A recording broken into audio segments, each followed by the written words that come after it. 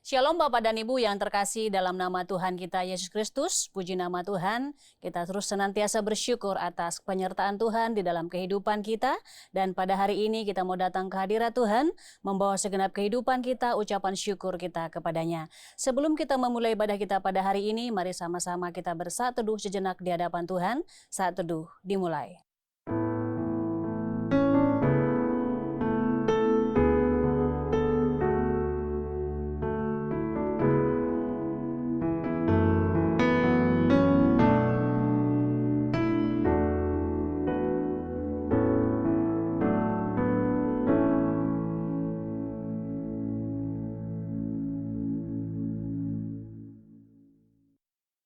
Saat teduh selesai. Mari sama-sama kita berdiri, kita memberikan penghormatan kepada Bapa Sorga. Hormat bagi Bapa Sorga.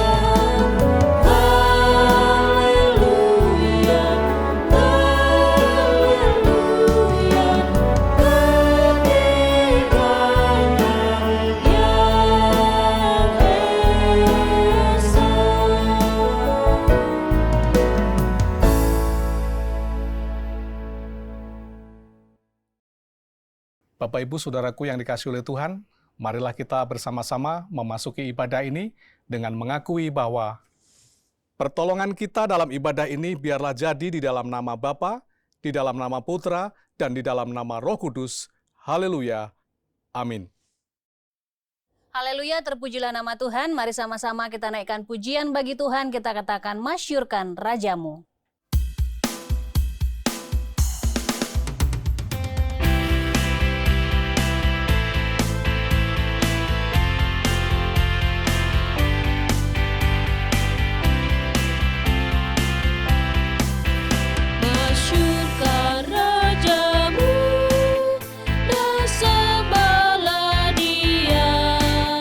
Angkatlah suaramu bernyanyi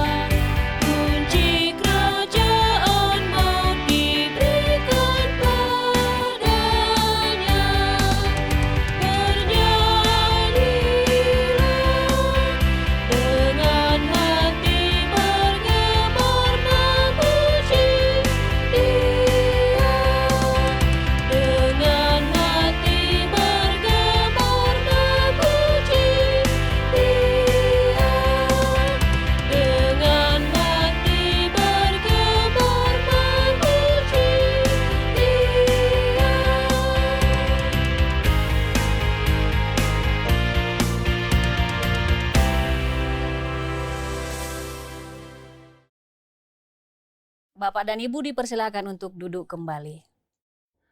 Bapak Ibu Saudaraku yang dikasihi oleh Tuhan, sebelum kita lebih jauh memasuki jalannya ibadah ini, marilah kita bersama-sama datang kepada Tuhan untuk mengakui segala dosa kita supaya kita dilayakkan mengikuti seluruh rangkaian ibadah hari ini. Mari kita berdoa. Bapa kami yang bertata di dalam kerajaan surga, kami mengucap syukur kepadamu ya Tuhan.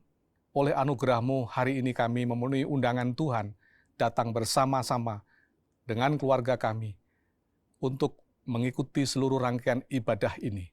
Namun sebelum kami mengambil bagian dalam seluruh rangkaian ibadah ini, kiranya Tuhan berkenan menyatakan belas kasih-Nya, mengampuni segala dosa, kesalahan, dan pelanggaran kami. Baik dosa-dosa yang kami perbuat secara kesadaran kami, maupun dosa-dosa yang diakibatkan oleh pelanggaran-pelanggaran, bahkan oleh nenek moyang kami di masa silam. Kiranya Tuhan berkenan mengampuni semuanya itu, sehingga kami dilayakkan pada hari ini untuk mendapatkan berkat dan anugerah, yaitu pengampunan dosa dari Tuhan. Terima kasih Tuhan, terima kasih. Kami percaya Tuhan kami Yesus Kristus adalah Tuhan yang penuh dengan belas kasihan, yang telah berkorban di atas kayu salib, mati, dikuburkan, dan bangkit hanya karena untuk menyelamatkan kami. Maka nyatakanlah belas kasih-Mu dan ampuni kami semua, sehingga kami semua memperoleh rahmat Tuhan ketika kami mengikuti seluruh rangkaian ibadah pada hari ini. Terima kasih Tuhan, demi nama Putra-Mu yang tunggal yaitu Tuhan kami Yesus Kristus, kami berdoa dan memohon pengampunan dosa. Haleluya. Amin. Bapak Ibu Saudaraku yang dikasihi oleh Tuhan, kita akan memasuki berita pengampunan dosa. Sebagaimana firman Tuhan mengatakan, jika kita mengaku dosa kita, maka Ia adalah setia dan adil, sehingga Ia akan mengampuni segala dosa kita dan menyucikan kita dari segala kejahatan. Selaku pelayan Tuhan Yesus Kristus, saya memberitahukan bahwa Tuhan telah mengampuni setiap kita yang mengaku dosa-dosanya di hadapan Tuhan. Dalam nama Bapa, Putra, dan Roh Kudus. Amin. Bapak dan Ibu, saya undang untuk berdiri. Bersama dengan gereja-gereja segala abad dan sepanjang zaman, mari menyatakan komitmen iman dengan hati, lidah, dan bibir kita dengan mengikrarkan pengakuan iman rasuli. Aku percaya kepada Tuhan, Bapa yang Maha Kuasa, Khalik langit dan bumi, dan kepada Yesus Kristus, Anak-Nya yang tunggal Tuhan kita, yang dikandung dari Roh Kudus, lahir dari anak darah Maria, yang menderita sengsara di bawah pemerintahan Pontius Pilatus, disalibkan, mati, dan dikuburkan, turun ke dalam kerajaan maut. Pada hari yang ketiga, bangkit pula dari antara orang mati, naik ke surga, duduk di sebelah kanan Tuhan, Bapa yang Maha Kuasa. Dan dari sana Ia akan datang untuk menghakimi orang yang hidup dan yang mati. Aku percaya kepada Roh Kudus, gereja yang kudus dan am, persekutuan orang kudus, pengampunan dosa, kebangkitan tubuh, dan hidup yang kekal. Amin. Bapak dan Ibu dipersilakan untuk duduk kembali. Haleluya, mari sama-sama kita terus bersorak-sorai bagi nama Tuhan, sama-sama kita katakan selamat di tangan Yesus.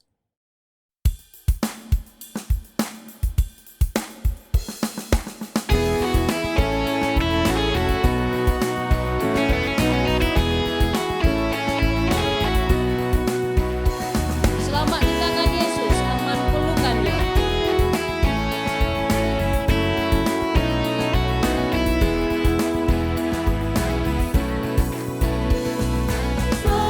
di tangan Yesus.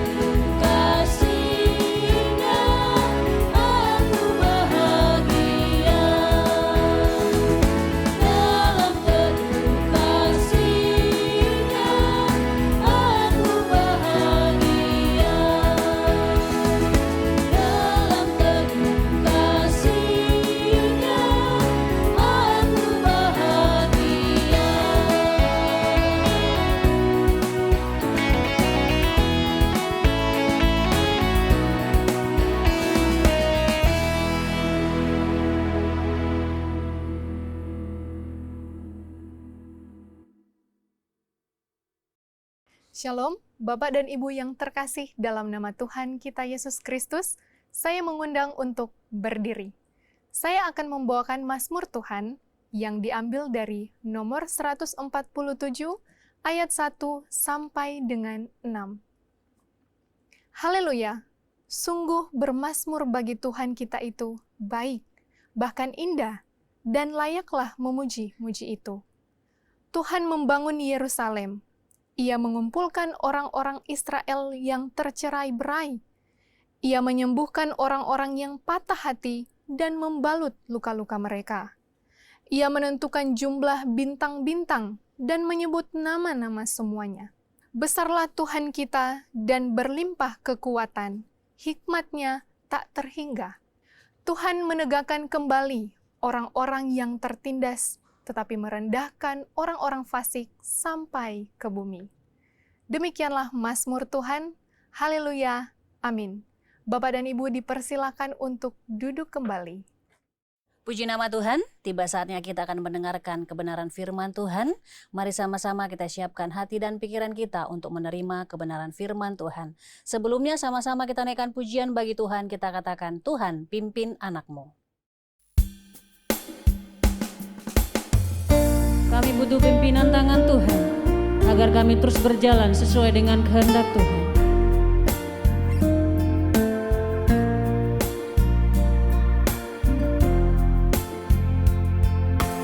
Tuhan pimpin anakmu, agar tidak tersesat, akan jauhlah seteru. Bila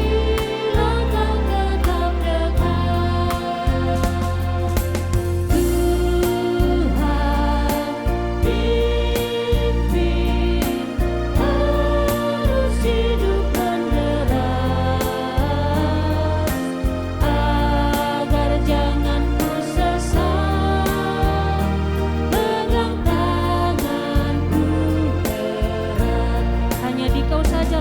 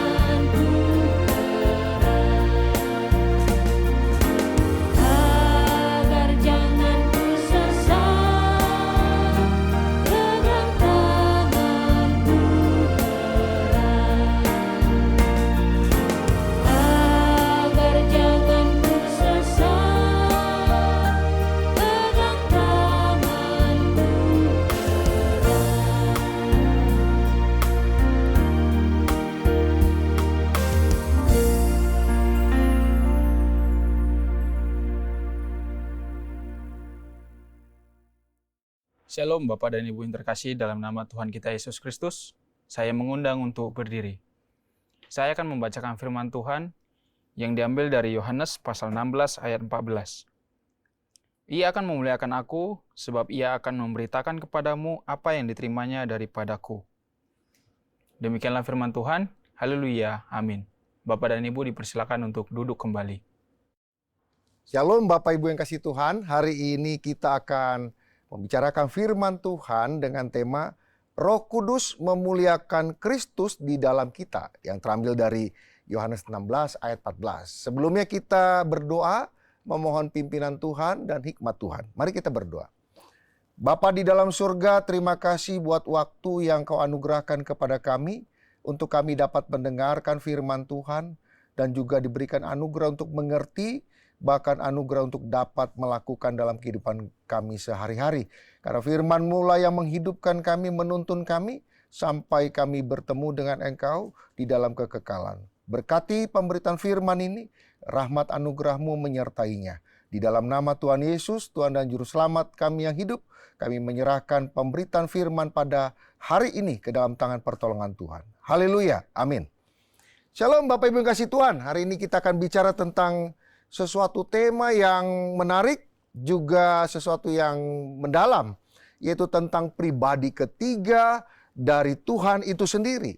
Nah, ini suatu hal yang perlu gereja pahami dengan baik. Karena apa? Karena inilah salah satu doktrin dasar atau pemahaman dasar di dalam kekristenan, bahwa Tuhan yang kita sembah adalah Tuhan yang esa, tetapi memiliki pernyataan diri dalam 3 pernyataan diri yang sempurna, memiliki karakteristik sendiri, tetapi satu di dalam satu esensinya, azalinya, dan juga di dalam kesetaraannya. Tetapi dia menyatakan diri di dalam 3 pernyataan diri, yaitu Bapa, Putra, dan Roh Kudus. Dan memang beberapa waktu lalu ada pelayan Tuhan yang tidak begitu memahami tentang konsep Trinitas ini. Sehingga dia menyampaikan satu pernyataan yang kontroversial, khususnya tentang pernyataan diri sebagai anak, sehingga menimbulkan keributan, menimbulkan kontroversi, menimbulkan persoalan teologis di tengah-tengah anggota gereja Tuhan. Oleh karena itu gereja memang perlu dididik, diajarkan tentang Trinitas ini. Kenapa? Kalau tidak, ini akan menimbulkan kebingungan, menimbulkan kekacauan, menimbulkan perselisihan, dan menimbulkan konflik di tengah-tengah anggota gereja. Bahkan antara gereja satu dengan gereja yang lain. Oleh karena itu, topik hari ini sangat menarik. Kita akan bahas secara mendalam, sistematis, dan juga secara singkat supaya kita bisa memahaminya dengan baik. Pertama, kita akan belajar dulu. Selalu saya ingin menyampaikan ketika bicara tentang firman Tuhan, saya selalu bicara tentang latar belakang kitab suci atau perikop yang diambil, supaya kita tidak salah, supaya kita tidak lari, kita tidak tersesat, kita tidak menjadi salah di dalam menafsirkan firman itu sendiri. Bahwa kita harus belajar tentang latar belakang. Jadi kita yang pertama adalah kita belajar tentang latar belakang dari kitab Yohanes, dikaitkan dengan tema kita bahwa Roh Kudus memuliakan Kristus di dalam kitab. Bapak Ibu kasih Tuhan, Injil Yohanes, Injil yang disepakati oleh hampir semua teolog, hampir semua ahli kitab suci mengatakan bahwa ini Injil rohani atau Injil spiritualitas, di mana esensi Tuhan Yesus Kristus digali, dipaparkan dengan begitu luar biasa. Bahwa dia adalah pribadi yang pada mulanya bersama-sama dengan Tuhan itu sendiri. Di dalam kealfaannya, di dalam kepermulaan itu.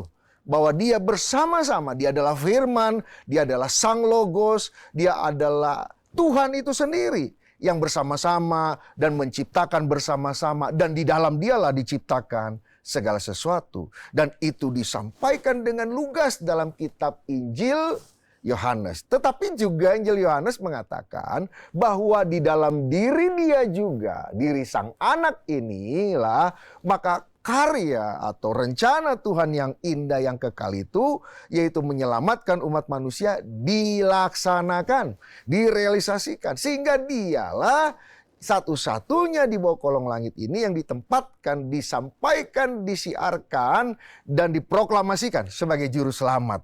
Dan di dalam cerita Injil Yohanes dikatakan karena begitu besar kasih Tuhan akan dunia ini, sehingga dia mengaruniakan anak yang tunggal supaya semua orang yang percaya tidak binasa, melainkan beroleh hidup yang kekal. Itu satu tema yang besar, bahwa Tuhan Yesus adalah Sang Alfa itu sendiri, dia adalah Juru Selamat, kemudian dia melaksanakan realisasi karya keselamatan karena kasih Tuhan yang besar.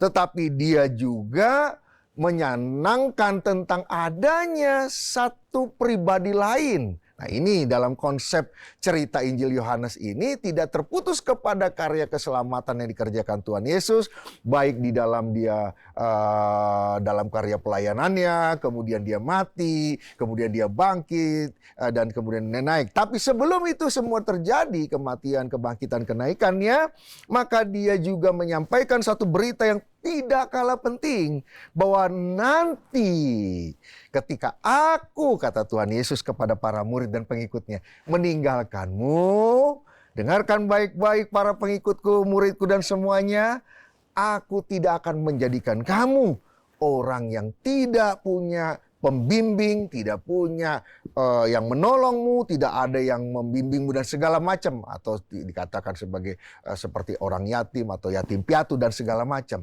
Tetapi aku memberikan satu pribadi penolong yang akan menolongmu dan dia senantiasa siap menolongmu. Nah, itu bisa dibaca di dalam Yohanes 16 ayat 16 sampai 18. Disitulah dinyatakan oleh Tuhan Yesus dengan tegas bahwa sebelum nanti dia pergi, dia sudah sounding dulu. Dia sudah persiapkan hati para murid. Dia sudah siapkan kesiapan mereka supaya mereka tidak syok, tidak menjadi lemah, tidak menjadi takut, tidak menjadi gentar, tidak larut dalam kesedihan. Dia mengatakan bahwa nanti ada penolong. Si Parakletos ini, Sang Parakletos inilah yang akan menolongmu. Dia daripadaku, aku daripada Bapa.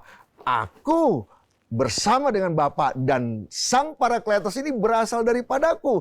Dan Sang Parakletos ini hanya menyampaikan apa yang kusampaikan kepada Sang Parakletos itu. Jadi ini merupakan satu cerita tentang Trinitas yang luar biasa, tentang ketritunggalan daripada Tuhan kita, yang dimana satu tetapi tiga pernyataan pribadi dengan segala karakteristiknya, dengan segala fungsinya, dengan segala yang ditampilkan di dalam karya-karya personifikasi daripada person daripada Tuhan kita itu. Tetapi dengar baik-baik, Tuhan yang Esa itu tetap beritanya sama, bahwa dia adalah Tuhan, satu-satunya Tuhan yang menyelamatkan dan ingin menyelamatkan dan rindu menyelamatkan. Dan karya keselamatan itu harus terjadi, sedang terjadi, dan pasti tergenapi nanti. Dan juga nanti akan dibimbing, walaupun Tuhan Yesus akan meninggalkan para murid.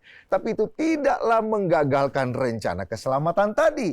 Karena kenapa? Karena dia meninggalkan pribadi yang ketiga, namanya Roh Kudus. Roh Kudus inilah yang akan menuntun seluruh umat Tuhan kepada kesempurnaan dan sampai nanti penggenapan dari semuanya di masa yang akhir zaman nanti, akhir dari akhir zaman atau teleos katanya. Masa kesempurnaan itu terjadi, dan sebelum itu terjadi, setelah naik sampai nanti masa teleos itu terjadi, maka dia mengirimkan yang namanya Sang Parakletos kepada saudara dan saya. Oleh karena itu kita tidak boleh menjadi lemah.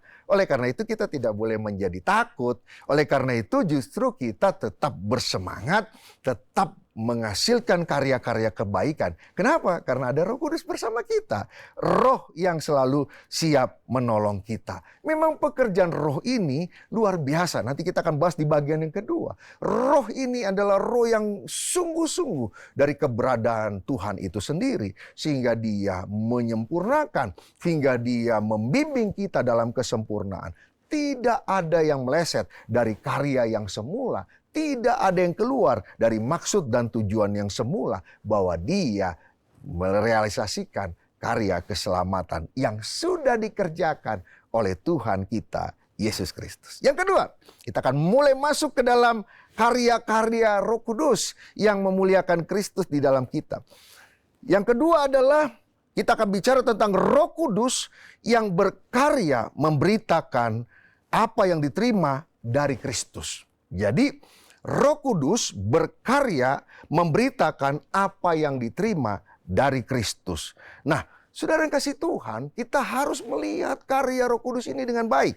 Supaya saudara dan saya tahu kenapa Roh Kudus itu luar biasa dan memuliakan Kristus di dalam kita. Karena semua yang dikerjakan oleh Roh Kudus tidak meleset dari rencana kerja atau planning kekekalan daripada Bapa yang dijalankan oleh Tuhan Yesus, yang disempurnakan sampai akhir dari semua di dalam Roh Kudus, itu harus menjadi satu kesatuan. Sehingga kalau kita bicara tentang Roh Kudus dan kita melihat sekarang banyak gejala-gejala tentang oh ini Roh Kudus, oh ini manifestasi Roh Kudus, oh ini di sana Roh Kudus, di sini Roh. Oh tenang. Jangan terganggu, jangan tergoda, jangan terkecoh oleh segala manifestasi Roh Kudus yang sekarang begitu booming. Karena sekarang kan banyak booming Roh Kudus di sana Roh Kudus. Ada yang berupa Roh Kudus nubuatan, mengatakan dan ini dan itu ya. Kadang-kadang saya juga bertanya-tanya juga gitu ya. Misalnya ada satu nubuatan sepertinya orangnya bergetar, kemudian berkata, aku adalah Tuhan, aku Roh Kudus mengatakan kepadamu ini dan itu. Padahal sepanjang saya tahu di dalam kitab suci, ketika Roh Tuhan menguasai seseorang, tidak bersifat merasuk atau membuat getar-getar dan membuat dirasuk begitu ya.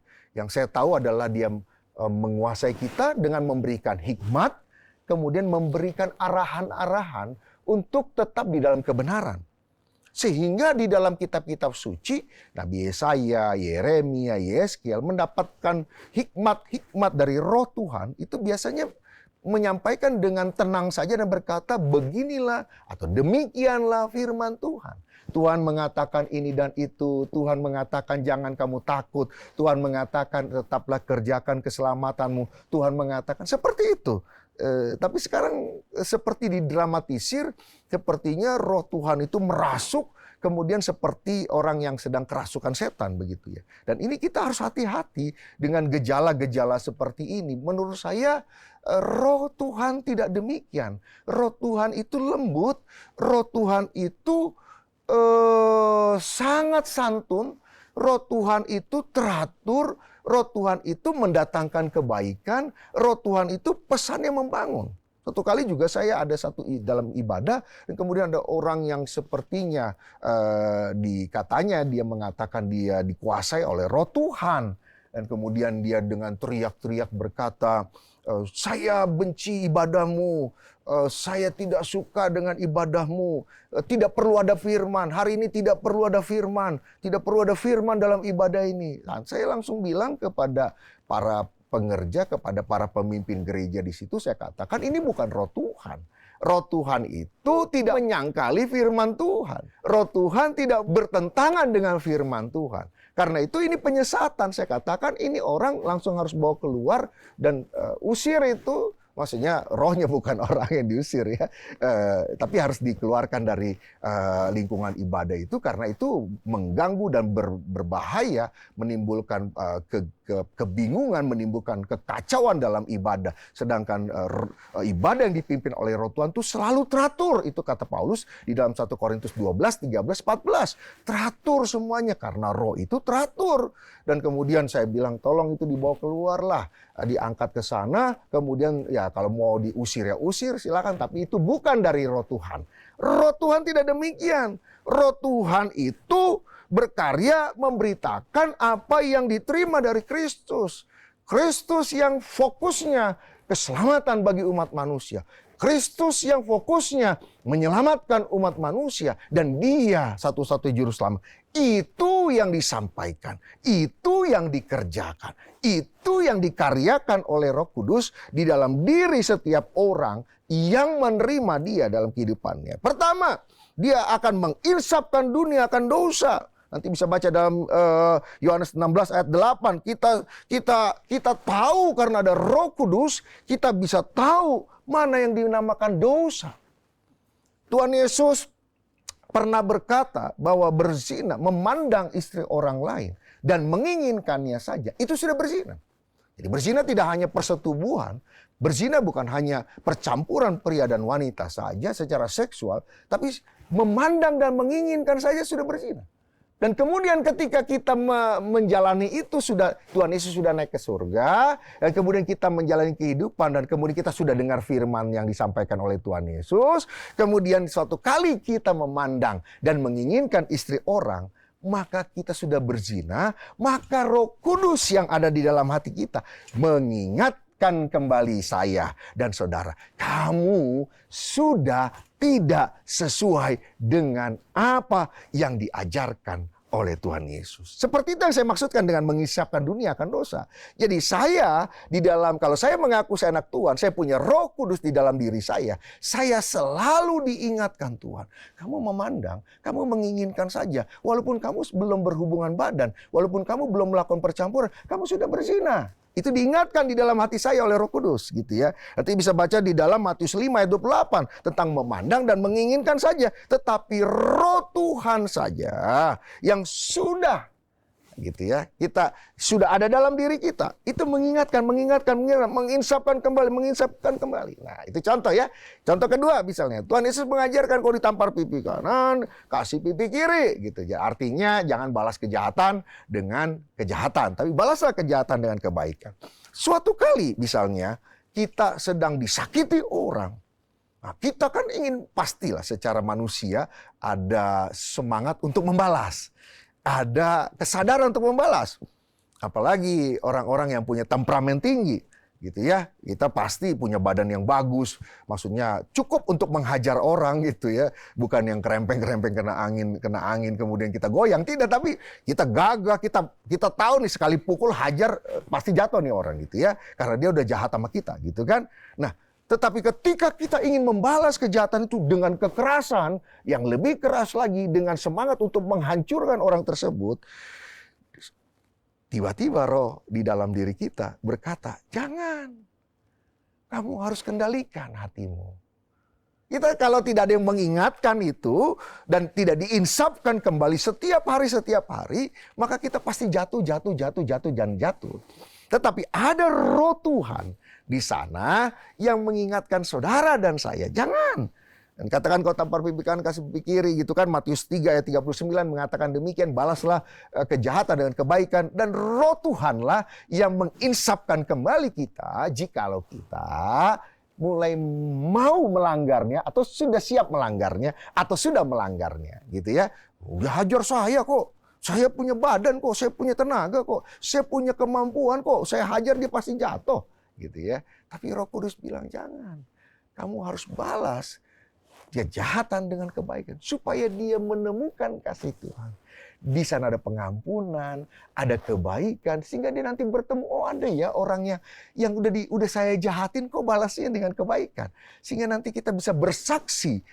Saya demikian karena ada Tuhanku Yesus yang disakiti, dicaci, dimaki, disiksa, dihina, tapi tidak membalas. Bahkan berkata, Bapa, ampunilah mereka karena mereka tidak tahu apa yang mereka perbuat.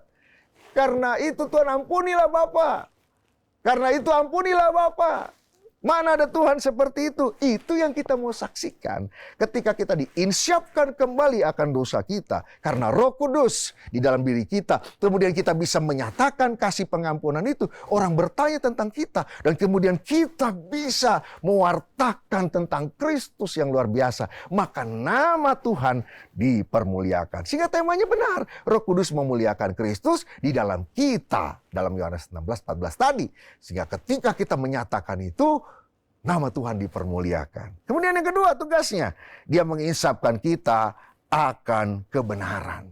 Kebenaran ini bukan soal salah, tidak salah. Setengah salah atau tidak salah. Kebenaran ini yang hakikinya adalah bicara tentang kebenaran Tuhan. Dikaiosune, dikaio, gitu ya, tentang kebenaran Tuhan. Dan kemudian dalam perjanjian baru dikaitkan dikaiosune, dikaio ini kepada salib Tuhan. Bahwa kebenaran Tuhan sudah membenarkan saudara dan saya karena iman. Justification by faith, gitu ya. Karena saya beriman, maka saya Itu pun iman karena anugerah Tuhan ya tentunya. Saya beriman maka saya dibenarkan. Bukan saya benar maka saya dibenarkan. Bukan saya baik maka saya dibenarkan. Bukan. Tapi karena saya dibenarkan dalam anugerah itu, maka saya bisa menemukan kebenaran. Kebenaran apa? Kebenarannya Tuhan. Seperti apa? Yang sempurna, suci, kudus, penuh dengan pengampunan, penuh dengan segala kebaikan, yang membawamu dan membawaku kepada keselamatan, ke dalam bentuk yang semula imago Dei-nya Tuhan itu, yang akan serupa, kemudian sama, menyerupai keberadaan Tuhan itu sendiri, dan hidup bersama-sama dengan Tuhan itu, sehingga kebenaran itulah yang disampaikan oleh Roh Kudus. Saudara kasih Tuhan, banyak agama di tengah dunia ini, tetapi tidak ada yang menawarkan tentang kebenaran. Agama yang satu mengatakan, saya tidak sebut namanya, mengatakan, aku hanya menunjukkan jalan, arahnya saja untuk kebenaran, ya. Dan banyak yang mirip-mirip dengan itu agama-agama di dunia. Hanya menunjukkan, hanya membantu, hanya menolong, semoga, mudah-mudahan bertemu. Hanya kekristenan saja yang mengatakan kepastian. Akulah jalan, kebenaran, dan hidup. Yohanes 14 ayat 6, akulah jalan, kebenaran, dan hidup. Selesai. Tidak ada di tengah-tengah, tidak ada goyah-goyahan, tegas. Aku jalan, kebenaran, dan hidup. Aku yang jalannya. Akulah jalan kebenaran itu. Dan aku jalan kebenaran yang menuju hidup yang kekal itu. Aku ini.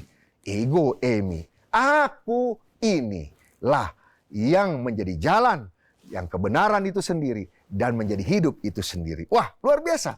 Gak ada. Saudara boleh cek semuanya. Saya tidak menyebut agama tadi, agama-agama. Cuman saya mengatakan agama-agama yang lain. Saya tidak menyebutkan nama. Saya mengatakan saya melihat, hanya menunjukkan jalan ke sanalah, kira-kira demikianlah, semogalah ini dan kita harapkan bisa. Tidak ada kepastian. Tetapi di dalam kekristenan saja yang ada kepastian. Karena Dia adalah jalan, kebenaran, dan hidup. Dan ketika kita sudah mulai jauh dari jalan kebenaran hidup itu, Roh Kudus menginsyafkan kembali. Hai anak Tuhan, lu udah mulai salah jalan. Ayo balik. Ayo.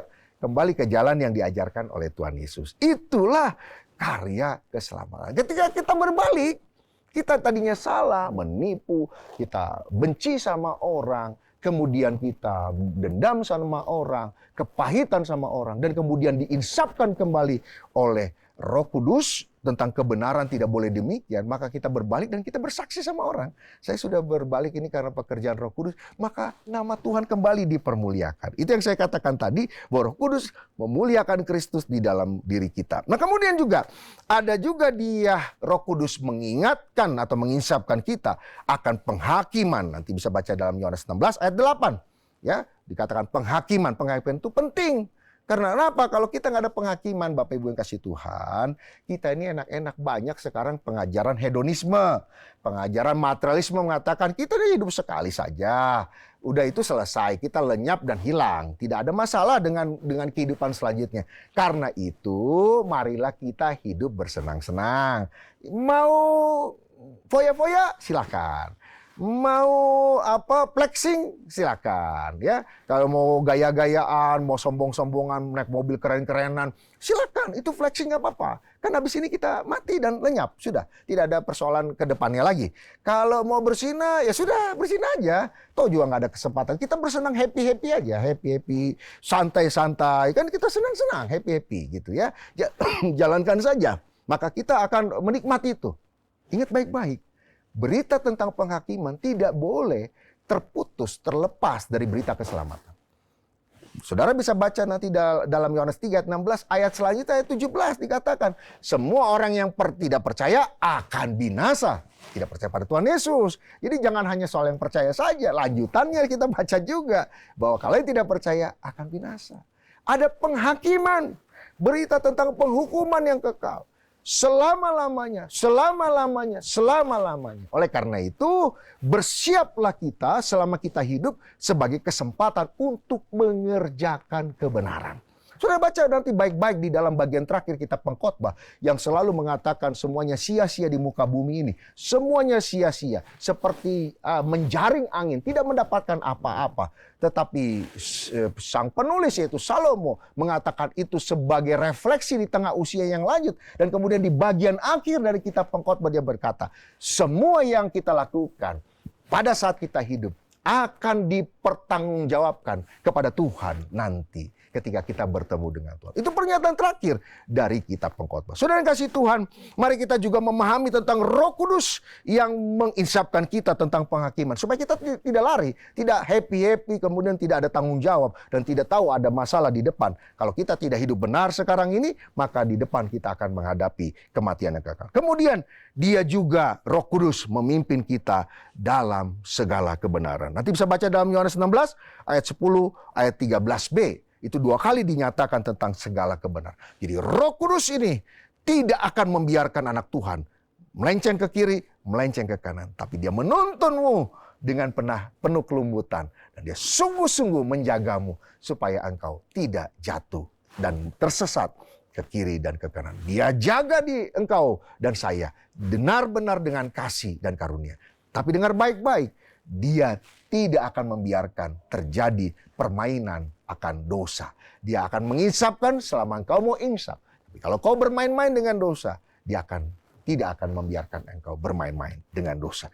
Kemudian yang terakhir, supaya kita bisa mengerti tentang Roh Kudus memuliakan Kristus di dalam kita, bagian yang terakhir, yaitu bagian yang ketiga, bahwa seluruh fokus karya Roh Kudus terfokus kepada keselamatan manusia. Jadi seluruh karya Roh Kudus terfokus kepada keselamatan manusia, di mana sesuai sama satu tujuan dengan berita Bapa, berita Anak, dan berita Roh Kudus. Cerita Bapa, cerita Anak, cerita Roh Kudus. Rencana Bapa, rencana Anak, rencana Roh Kudus. Satu.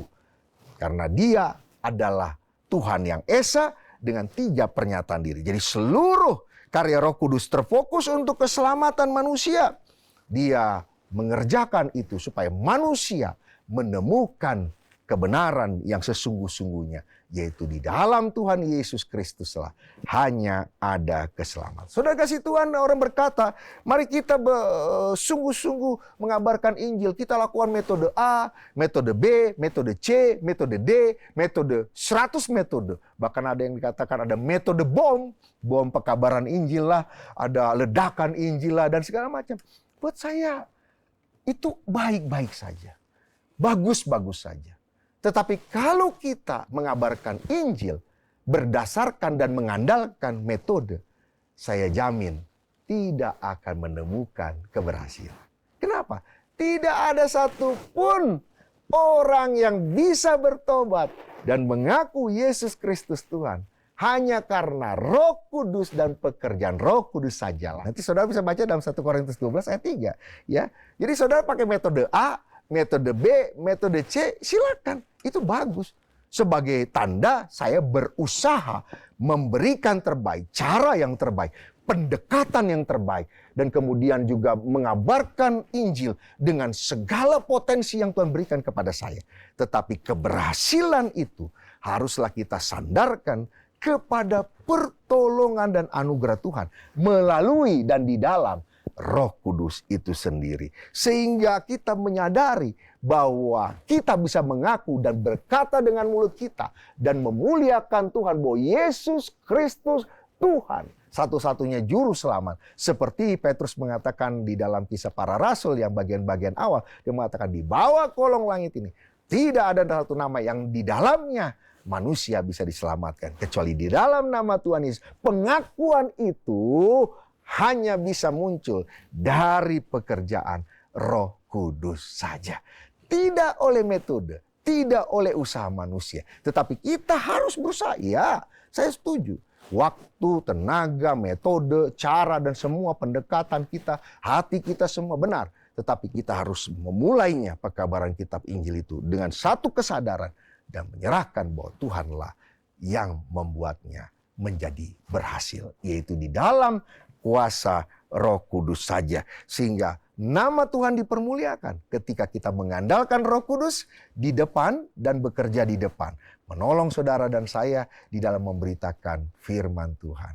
Ketika dia di depan, kita mengerjakan bagian kita.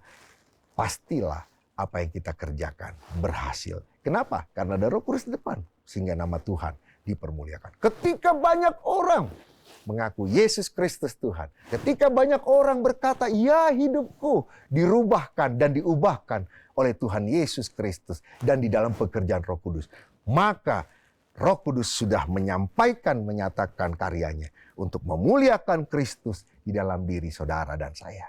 Oleh karena itu, jangan abaikan Roh Kudus. Dia adalah Tuhan itu sendiri.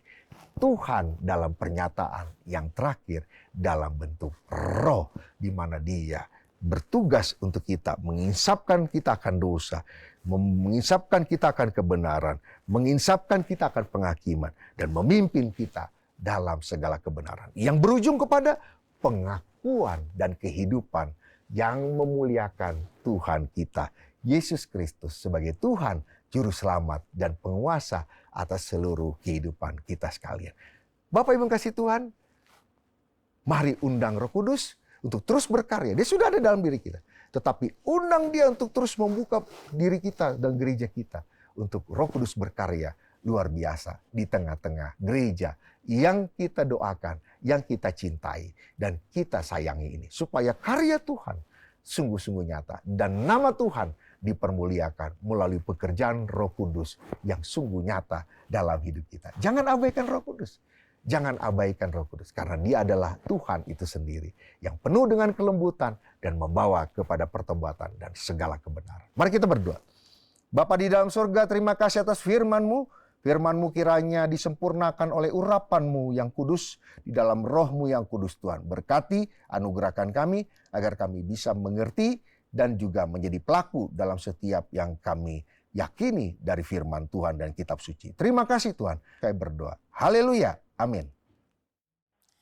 Puji nama Tuhan, pada hari ini kita diberikan kesempatan untuk memberikan persembahan kepada Tuhan. Persembahan dapat diberikan melalui nomor rekening atau QR yang tertera di layar atas nama Yayasan Moria. Sama-sama kita naikkan pujian bagi Tuhan, kita katakan sungguh indah, kabar mulia.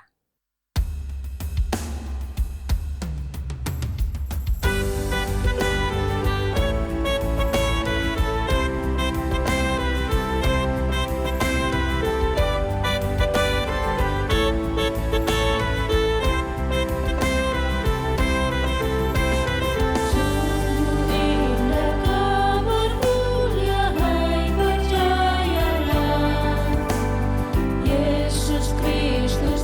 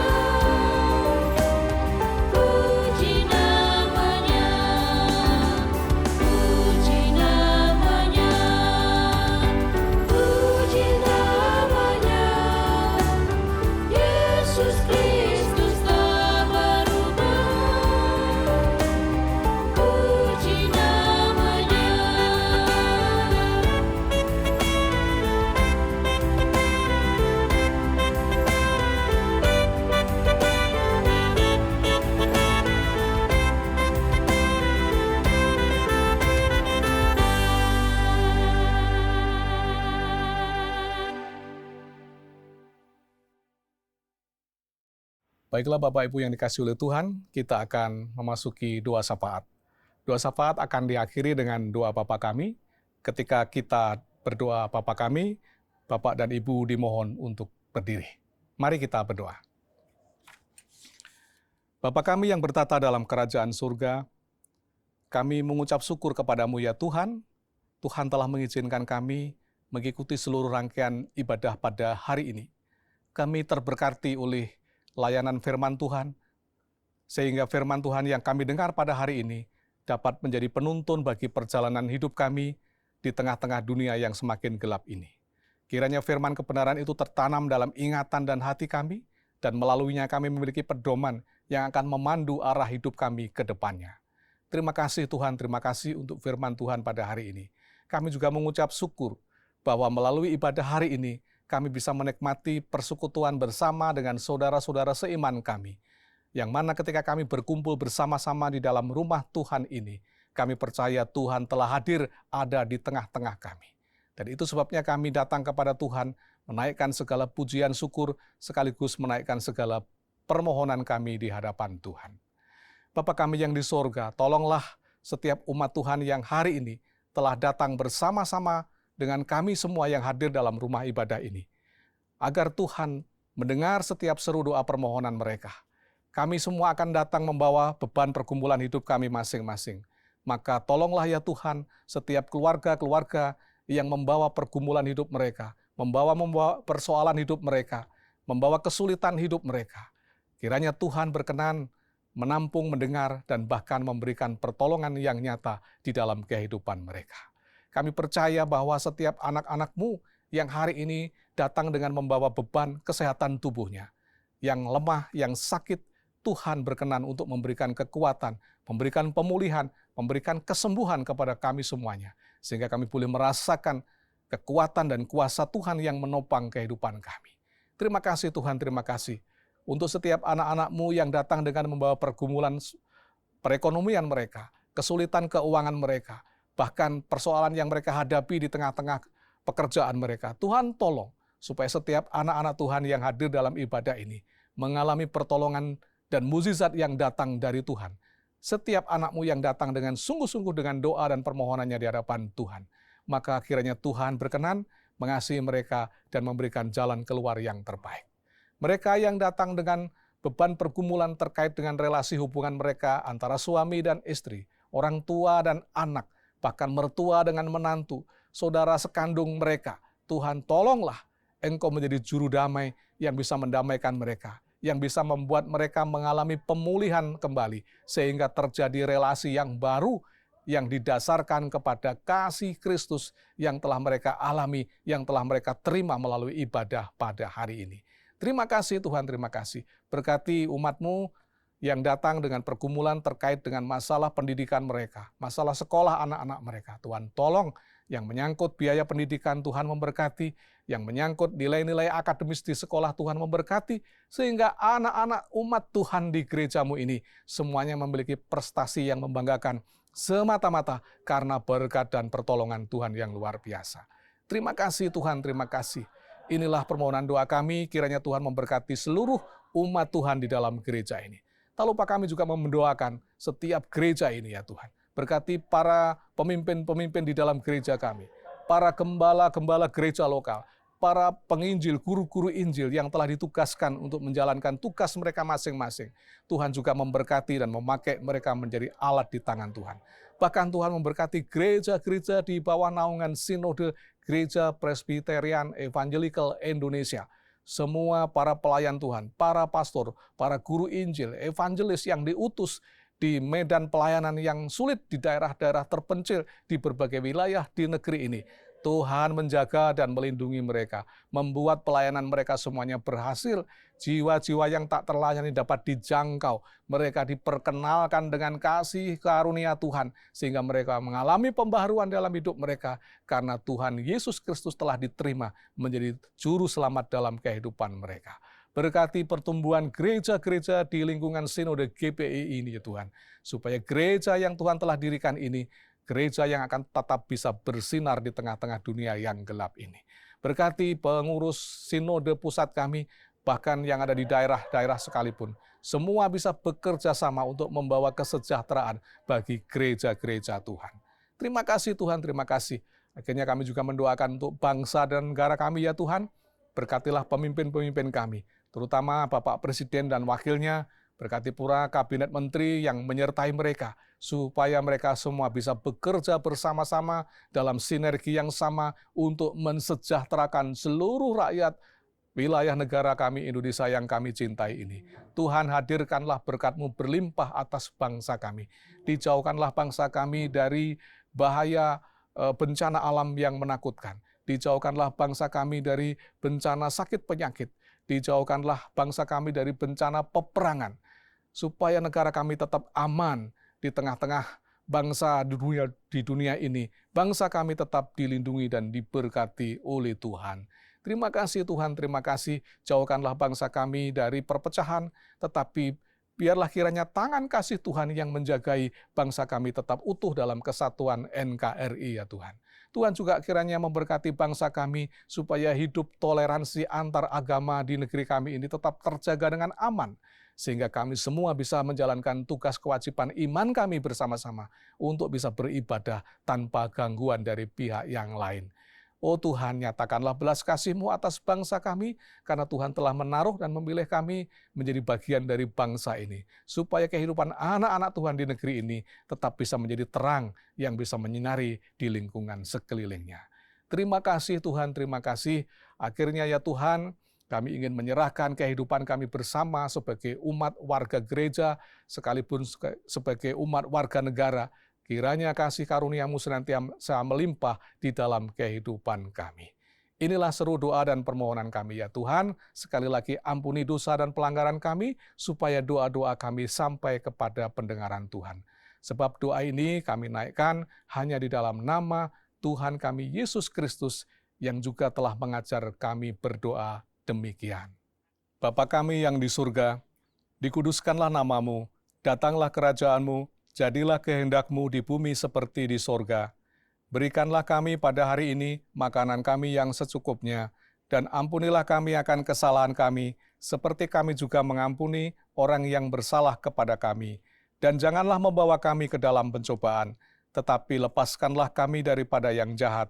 Karena Engkaulah yang mempunyai kerajaan, dan kuasa, dan kemuliaan, sampai selama-lamanya. Amin. Masih tetap berdiri, mari sama-sama kita membacakan nats pedoman hidup baru yang diambil dari Yohanes pasal 15 ayat 26. Dalam hitungan yang ketiga kita bacakan bersama-sama. 1, 2, 3. Jikalau penghibur yang akan kuutus dari Bapa datang, yaitu roh kebenaran yang keluar dari Bapa, ia akan bersaksi tentang aku. Doksologi. Puji Tuhan, sumber berkat. Puji Dia suruh makhluk. Puji Dia suruh sorga. Bapa, Anak, Roh Kudus.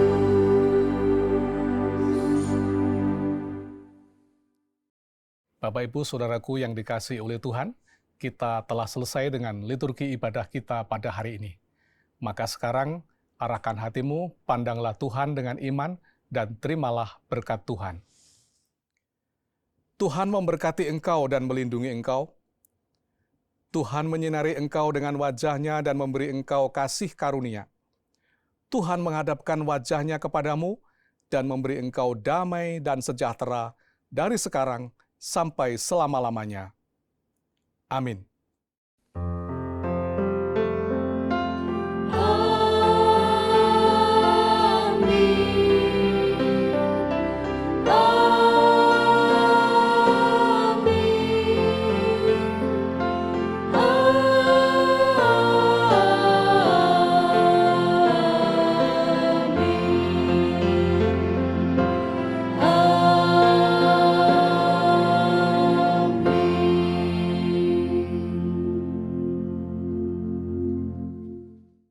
Puji nama Tuhan, ibadah kita hari ini telah selesai. Bapak dan Ibu dipersilakan untuk duduk kembali dan mengambil saat teduh di hadapan Tuhan. Selamat hari Minggu, Tuhan Yesus memberkati.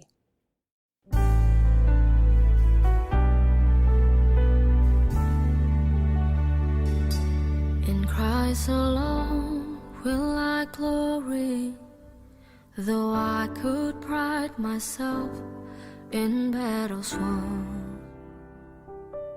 For I've been blessed beyond measure, and by His strength alone I overcome. Oh, I could stop and count successes like diamonds in my hands, but those trophies could not equal to the grace by which I stand. In Christ alone I place my trust and find my glory in the power of the cross. In every victory, let it be said of me, my source of strength, my source of hope is Christ alone.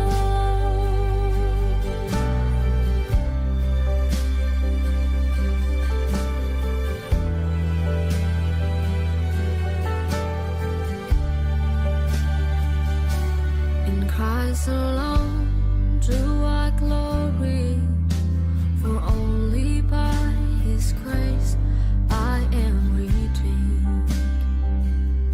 For only His tender mercy could reach beyond my weakness to my need. And now I seek no greater honor than just to know Him more, and to count my gains but losses to the glory